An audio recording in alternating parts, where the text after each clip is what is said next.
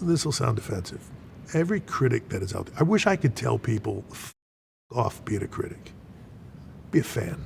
We fucking hate Triple H!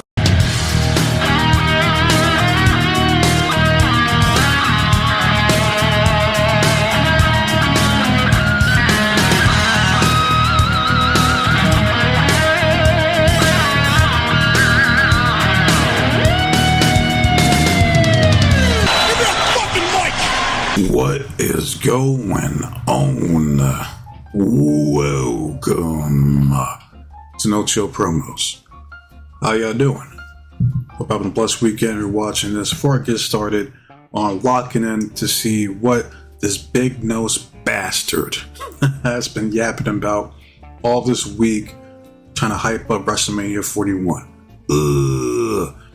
I just gotta do a quick shout out to all subscribers to the channel and to the followers on Rumble 407, YouTube 112, Rumble. Thank you. Always gotta thank you guys. Right, you're the reason I do this shit in the first place. But enough of that, let's get into it. Alright, so this was a video request from WS Sports Fan. Big ups to you. This is for you. Because I've been hearing about this shit. People making all types of videos saying that Triple H is a hypocrite, he's a fucking idiot, and all these things are true, alright? But he wanted me to lock in to see exactly what was said, alright, and respond to it. So that's what I'm going to do, alright? There was two interviews that I noticed got the most traction. There was one he did with Peter Rosebud, and the other one was with Mr. Mustache Man, the unfunny comedian, Andrew Schultz, on the Flagrant podcast. So I'm going to lock in on the Peter, where's it, Pete? What's the difference? Pete fucking Rosebud, the interview he did with Triple H. And I can get a feel for it, but I can't be out there. I can't be in that crowd. I can't feel that. I just have to mentally put myself out there and then sort of be in it. But it's a difficult process to produce and be a fan. But the only way to really truly give people what they want is to put yourself in those seats and be a fan and really sit back and just try to approach it from a fan.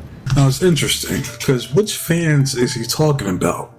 You know, the fans that want to see the goofy shit, you know, the non-entertaining, boring, uncharismatic wrestlers like the Ring General Gunther, or the American Cuck Cody Rhodes, or Seth Cuckold Rollins, or CM Punk be pushed to the top, cutting the same boring ass promos week after week after week. Or fans like me that want to see badass, cool, entertaining shit week after week after week with wrestlers like L.A. Knight, yeah, Joe McIntyre, Karrion Kross, Jacob Fatu, LeBron Breakker, getting pushed into that main event scene where they should be. And then know where you're going, avoid the criticisms, right? And I don't mean not listen to the criticism. No, that's exactly what he meant. To avoid any and all criticism towards his shitty product, right? Because I've been seeing more and more people come to the realization that this dude fucking sucks as a booker.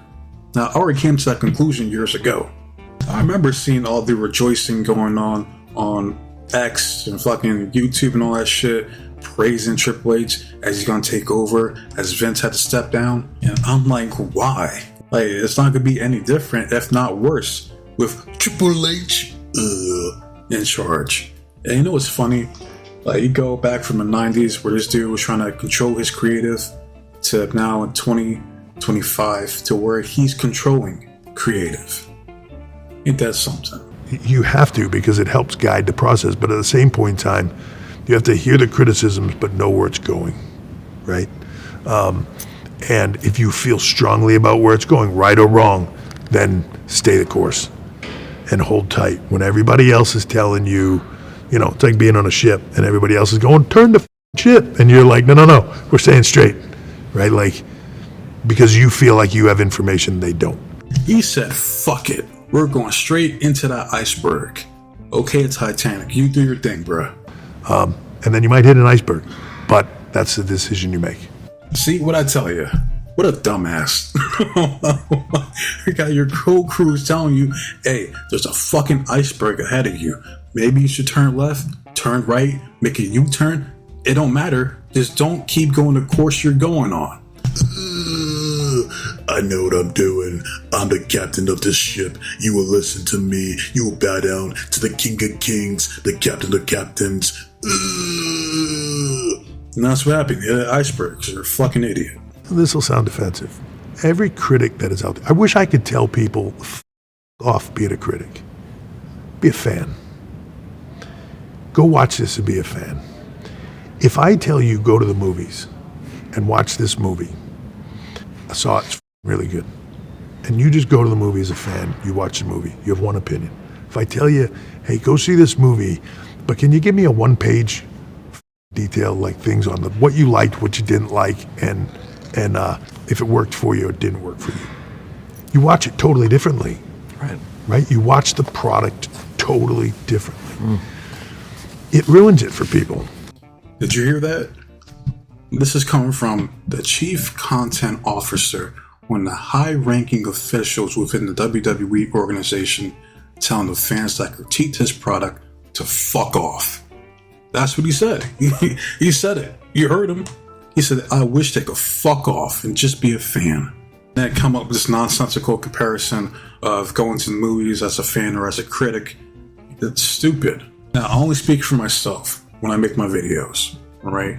But I have the ability to go to whatever movie theater I so wish, to go pay to see whatever movie I desire, and be able to criticize that movie as a fan. You understand?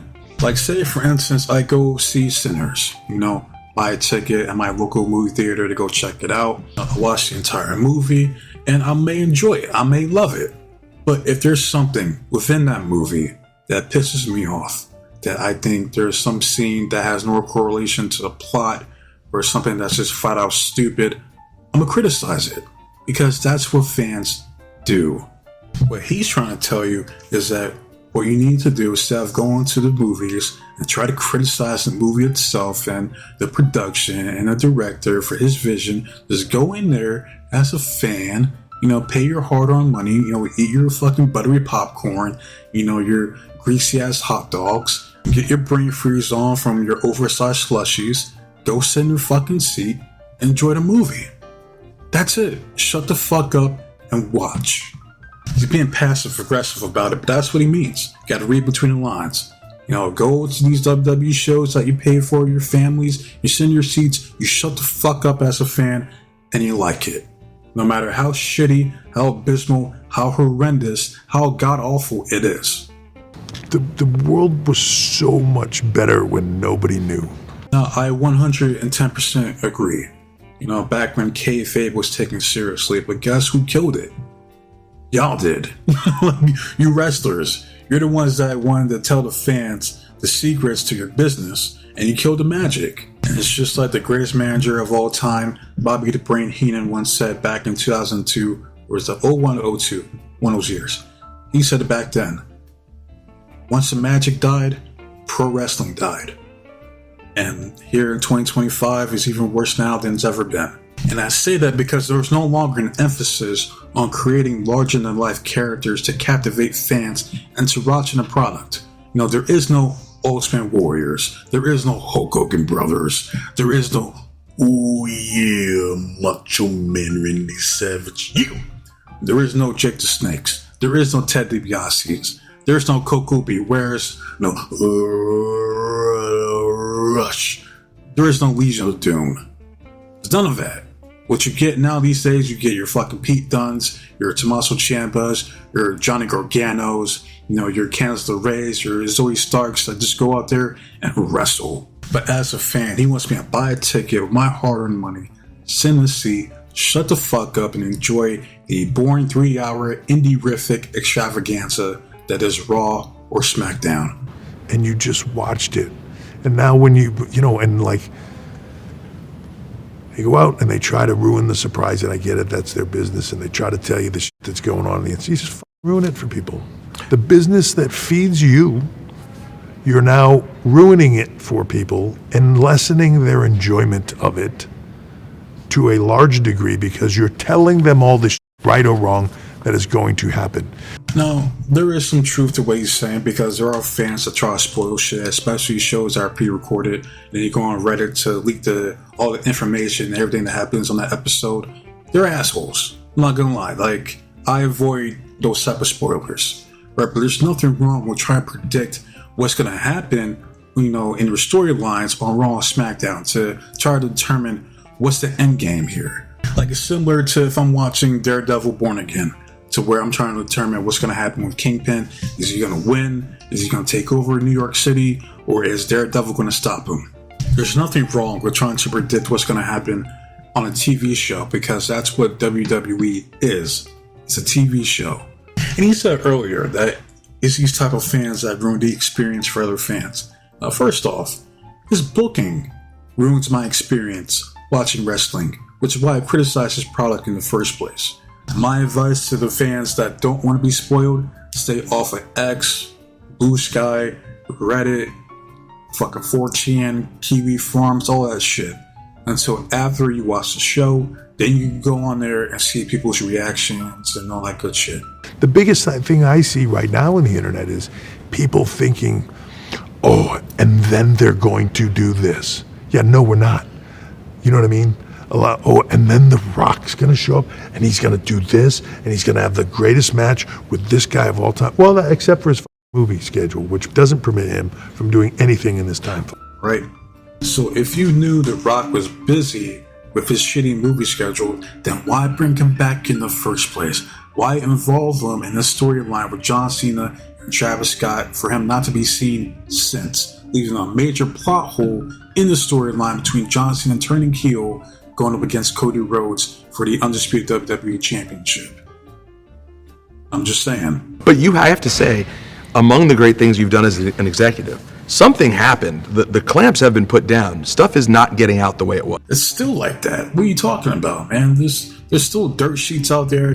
What's going to go on, WrestleMania 41 or WrestleMania Backlash or SummerSlam this year. That hasn't changed.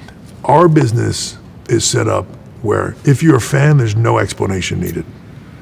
If you're not a fan, there's no explanation that will do. That's not true at all. All right. As a fan, I still have yet to see explanations on shit that happened that has transpired on these shows. Like, for instance, with Xavier Woods, he wanted to break out on his own, be a singles wrestler, win a singles championship.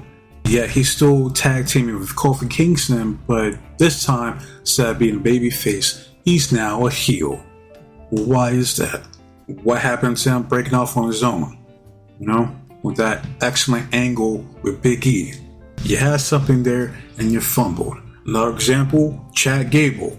Last year, he was over. People wanted him to be the ring general, Gunther. But guess who gets a spot at WrestleMania 40? Sami Zayn, a former multiple-time Intercontinental Champion. And we have yet to get an explanation as to why Sami got that spot over Chad Gable. And elaborating this shit to non-fans is easy. Say for instance you got someone that hasn't watched wrestling ever, they're watching the Raw debuts on Netflix, right? And they see Sami Zayn coming out to help Roman Reigns, right? They're thinking to themselves, why is this HVAC technician coming out to help this bootleg Jason Momoa? And then you explain to them, you'd be like, hey, hear me out. Where Roman Reigns, he was the leader of this group called Bloodline. You had to be Samoan to join the group.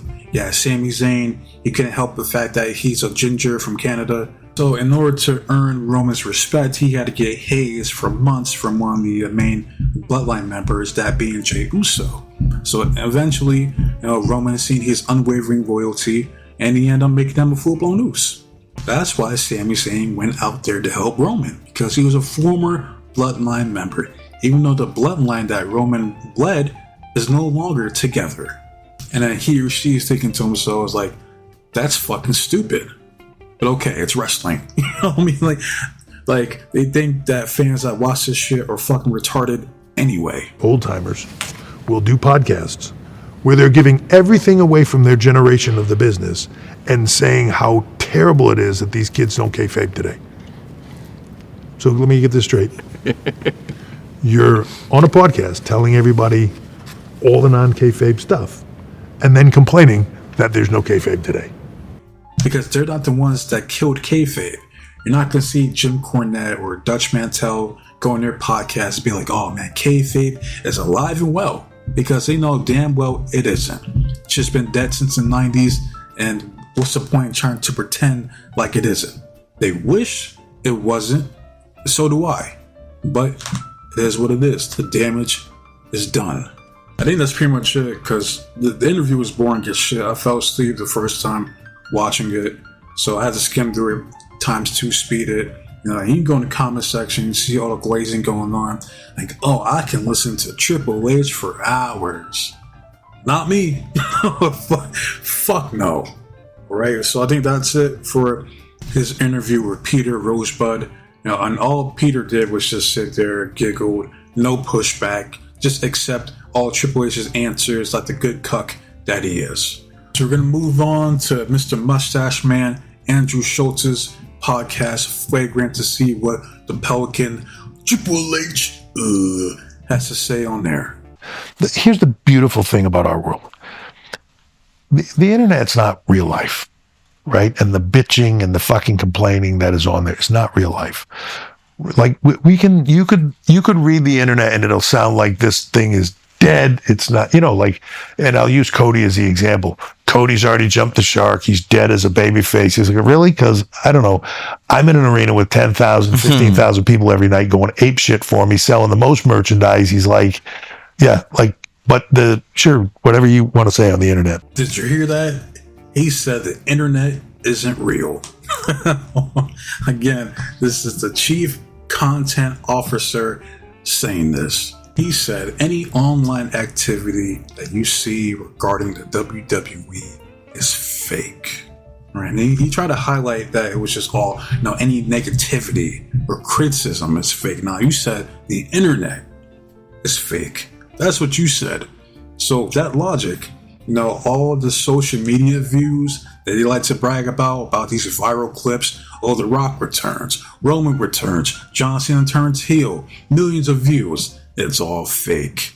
All the fans last year that were tweeting, #finish the story, Cody has to win. Fake. Fake as fuck. That's what he's saying. It's not me saying that, he said it. Now he says this about the American cuck, Cody Chodes. That 10, 15,000 people were all going ape shit for Cody Rhodes when he comes out. They just flat out lie to you about, ticket sales and all that shit.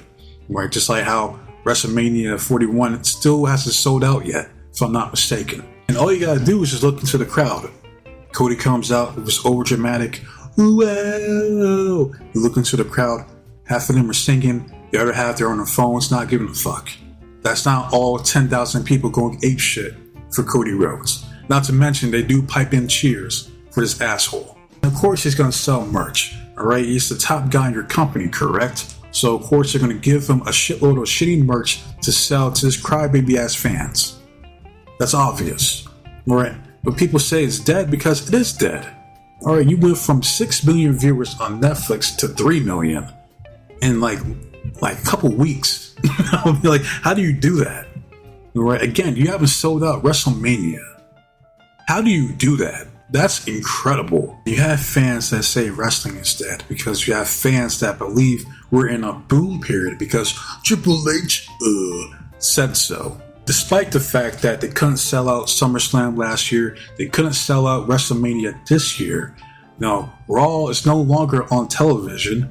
Like in SmackDown went from Fox to USA Network, which is a downgrade.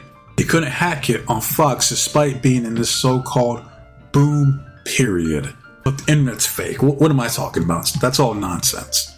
And whether people are bitching online or the reaction of people live is what you can trust. Right?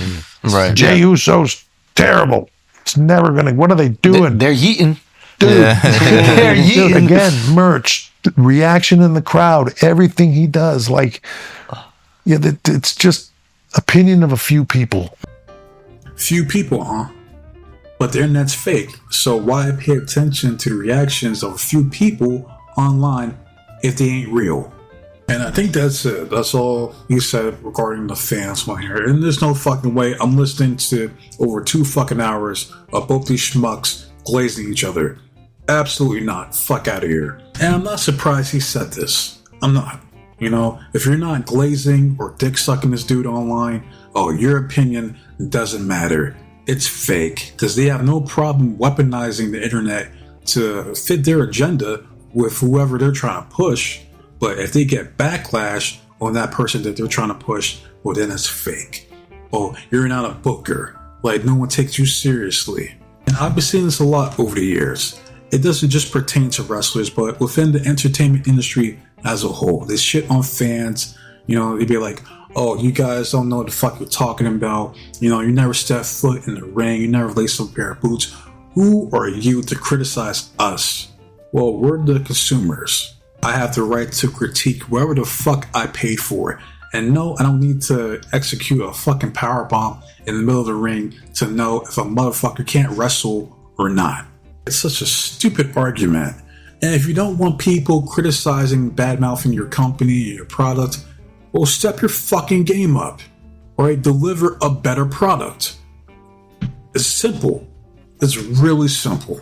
And they have their core audience that will watch this bullshit every week, same time like clockwork. No matter how atrocious, no matter how much it insults your intelligence, they will be there to consume it. And what's even worse is you have fans that go online, or they might be fake, who knows, but they have the audacity to be like, well, if you don't like the product, don't watch it. It's like, who the fuck are you to tell me what I can or can't watch? I'm gonna watch whatever the fuck I want. Maybe I want to watch Raw, but I'm not gonna sit there and watch the whole damn thing if it's boring as fuck. That's you. If you want to watch 3 hours of boredom, more power to you, but not me. But don't expect me not to say shit if it fucking sucks. Because at the end of the day, it's called freedom of speech, a right that was given to me being a citizen of the United States of America, the same country I once put on a uniform to serve. I'll be damned if I let someone tell me what I can or can't watch. Get the fuck out of here. That's all I gotta say about this bullshit. So, WS Sports fan, I hope you enjoyed the video. I want to hear from you guys, your guys' thoughts on the Pelican, Triple H, and his comments regarding wrestling fans, especially the ones on the internet, because apparently they're fake. Right? He's calling you guys fake. So like if you like, hate if you hate, which I already know off rip I'm getting hate for this because Triple H, he has his dick riders out there on all fronts trying to glaze this dude at all times, 24/7. Alright, so to be expected. As far as the next video, I'll drop the It Is What It Is review with the Street Profits, because that shit is hilarious. So that will be next. Right now, I see Bianca Belair was on there too, so I might do a video regarding that as well. And I'm not gonna drop Let's Fucking Go, but I might pick it up on Monday, because this is a busy weekend. Right, but I'm not going to drop it. I know I said I was going to try to do one every day, but if I have enough time today, I'll get to it, but more than likely, probably not. All right, because I got these videos, got a bunch of shit I'm trying to drop. All right, so, but I will continue it. All right, I got you guys. All right, but with that said, I wasted enough of you guys' time, so be safe, be blessed, take care of yourself, protect you, yours, your loved ones, stay warm, stay dry, stay frosty, but most importantly, trust in God. God be with you. I'm out of here. And until next time, adios.